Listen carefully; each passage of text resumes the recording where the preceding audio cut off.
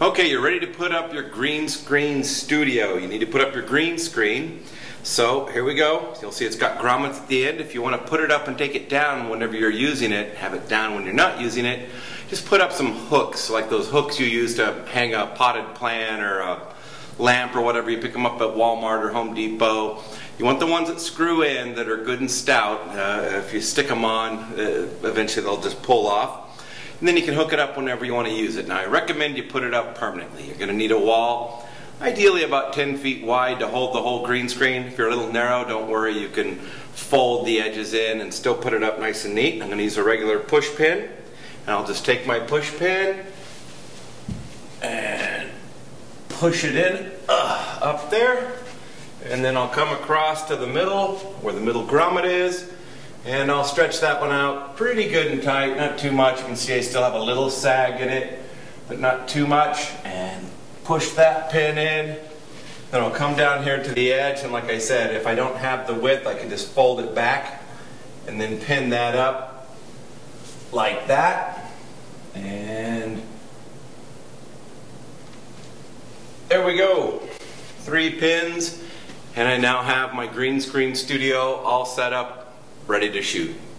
Okay, so now we've got our green screen hung up, and mine, I just got like a curtain rod, and I actually slide it over, and it slides behind my door, and it's there, so I can slide it out anytime I want on my little curtain rod.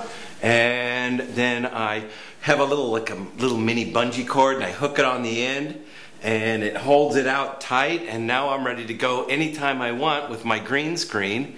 So what else do I need? Well, real quick, in the studio kit, when you're setting up your studio, we're going to give you a laptop stand, and the whole idea behind this is you're going to have a camera on top of a laptop. Well, by getting it up at eye level, you're able to look at the screen, and whether you're seeing yourself or seeing your producer, seeing example photos or videos, or even seeing teleprompter scrolling across, the camera's right there at eye level, and I'd like it to be just a tick above eye level, and only a tick. So I'm looking right at the camera, so I need the stand to be about right here, so that the screen and in the camera, you get the idea. So you've got a stand, you've got a light. What do I do with my light? Normal multi-point lighting and everything that people, no, we don't want that in this case.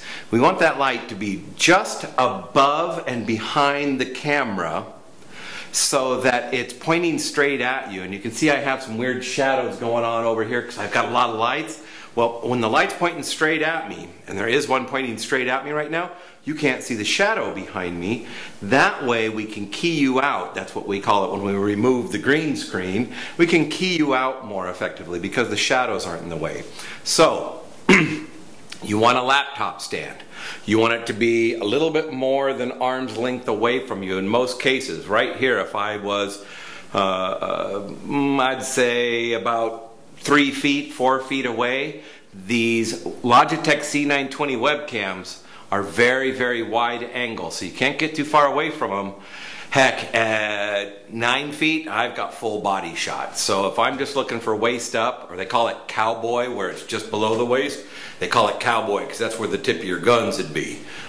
So if you're wanting to shoot cowboy, and that's the most common shot, you're going to want to be probably about 4, 5 feet from the camera. That's it. The other thing, you don't want to be right up against the green screen, because now see the shadow starting to appear, and the green will reflect off and bounce some green light onto me and make you have weird things going on. So you want to be a good 2, 3, even better if you're 4 feet away.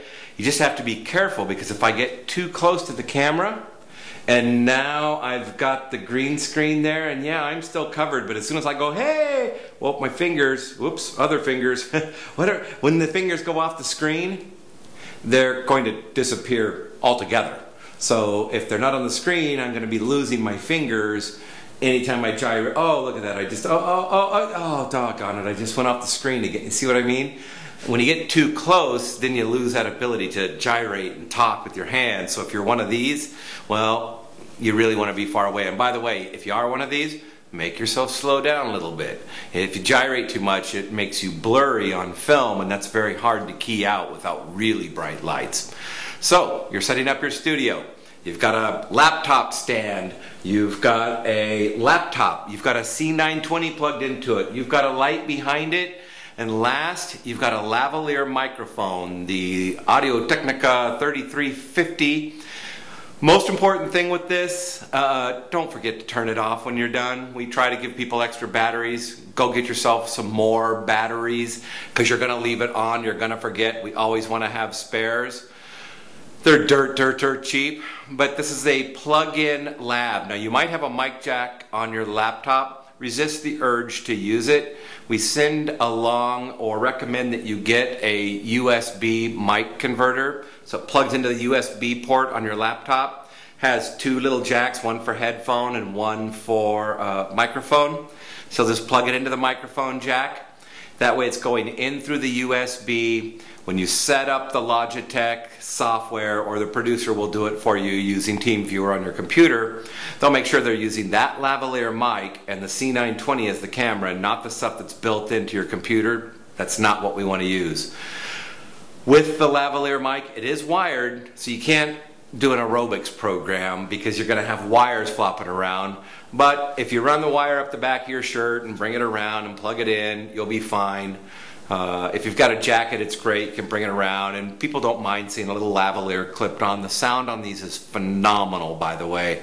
That's why we don't mess with wireless and all kinds of other headaches and other mics. These lavs give great sound. If you're trying to do something fun like a walk-on and you've got, you know, full body or cowboy shot, corny as it sounds, and believe me, I've done it, and you take the wire and you need to drop the wire down your pant leg and shake it down and pull it out and then run it up your shirt, and I'll just run the wire right at the bottom of my pants and then spool it up over there. Now I can walk around and do my acting, and I just try not to trip over the wire. But that's it. That's all you need. We'll set up the software, we'll do the computer stuff. Just make sure we have a good computer, a nice fast internet connection. Be sure and watch the studio other setup, a successful shoot video. But we need the lavalier mic, the C920, the stand at eye level, and a green screen that's stretched fairly taut with no weird light sources. By the way, last note, lighting, any overhead lighting you have should be daylight. Go get daylight bulbs. If they're fluorescent, daylight. 5,500 or more than 5,000 Kelvin. They have a little 5,000 K. Because if you use the regular soft red bulbs, 3,000 Kelvin for other nerds, it's going to make you look like you drank too much last night. You're going to be glowing and kind of red. The key isn't going to work real well on the green screen. Change out the overhead lights. Have facilities do it if you can. Not do or die, but pretty darn important. If you have really bright windows anywhere, you don't want them behind your green screen. You don't want them on one side. If so, you need to get something to hang up, throw over that window to block some of the light. Natural light coming in at me is good, but if it's blowing me out from the side, I'm going to be real bright and real dark. Only other thing that'll mess you up, if you happen to have a light straight over your head wherever you're standing, producer's probably going to have you move around and look for a spot, because if it comes straight down, it's going to make shadows in your eye sockets and under your chin and everywhere else. So that's about it. Good luck setting up your studio. This is not complicated. Don't make it so. Have fun.